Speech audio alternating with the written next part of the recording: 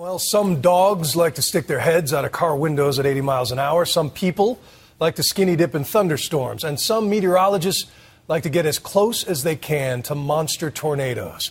But after the tragic loss of 3 storm chasers in this weekend's spate of Oklahoma twisters, chalking their exploits up to adrenaline addiction seems really unfair. As ABC's own storm chaser Ginger Z tells us, the men who lost their lives were driven by the pursuit of life-saving science. And sometimes even the most cautious professional is no match for Mother Nature. Large tornado right there. Oh, horizontal. It's trekking south. Oh, God. Get there. Back there. Left. Go. Why is this guy stopping? It was a cruel twist. The second deadly storm to tear through Oklahoma in just 11 days. In its wake, 18 dead, among them 6 children and 3 respected scientists. Veteran storm chaser Tim Samaras, his son Paul, and their colleague Carl Young. It's a loss that has shocked the meteorological community. Before Team Twistex set out to track the powerful EF3 tornado in El Reno Friday night, Tim spoke with MSNBC and gave this eerie premonition. Boy, the ingredients are coming together for a pretty volatile day. In the aftermath of the storms, Samaras was found dead, still strapped in his car. The rest of his team sucked into the twisters' 165-mile-per-hour winds. Storm chasers are a special breed of scientist. When everyone else is driving in the other direction, they hurl themselves directly into the heart of the storm. I'm here. Where are you? Where are you? There's lots of wind here, buddy. They say their mission is to better understand nature's destructive and deadly force. But this tragedy has shaken the storm chasing community to its core and left many wondering how it could have happened to this meteorological hero. Wake up this morning, that news is horrifying. You know, it's like a nightmare. Reed Timmer was also in El Reno and knew Tim and Carl well. All 4 of us worked together on the Discovery Channel show Storm Chasers.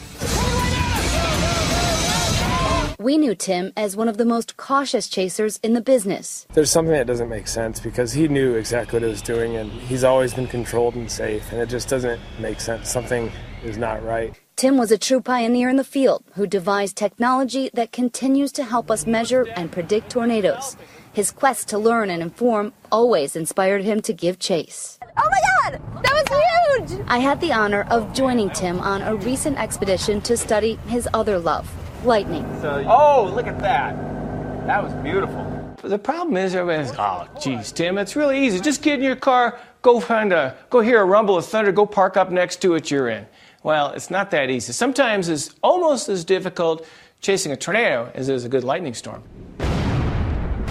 So we're gonna go see the kahuna. Yep. Always on the cutting edge, Tim built this ultra-high-speed camera in the hopes that he could capture the birth of a lightning strike. There's actually 82 cameras on this instrument here, taking one picture of the lightning and 1 microsecond steps of time at 1,000,000 frames per second. Critics said it was impossible, but Tim has never been one to shy away from a challenge.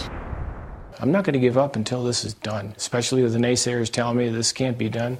That just drives me harder. Before we left that day, he kissed his wife goodbye. His son Paul joined his dad on the chase. Back then, he was a new addition to Team Twistex, who was eager to learn the family business.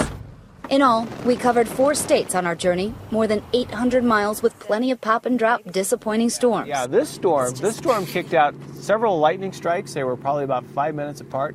Hardly worth firing the equipment over, but it's pretty. But if rainbow chasing were the goal, we did it. Yeah, we did it.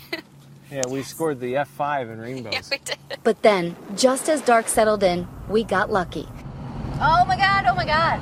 Due north, a classic thunderstorm, bursting with lightning. All right, it is happening. It's gonna come right now. CG? Yeah, it's like 12 o'clock. And with Paul on watch and Tim manning the camera, they managed to snag a beautiful image. Numerous branches, then the first one hits the ground, then the return stroke. Oh my God. Studying lightning, studying tornadoes are one of the final frontiers of meteorology. You know, those are the things that are, because they're so fleeting, they're so very difficult to study.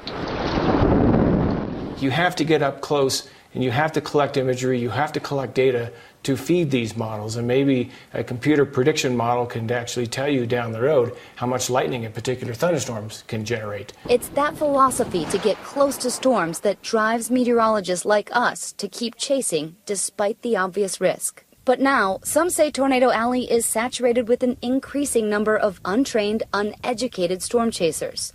They've been blamed for storm chasing traffic jams and unsafe conditions in the past. Officials say that might have been the case Friday night.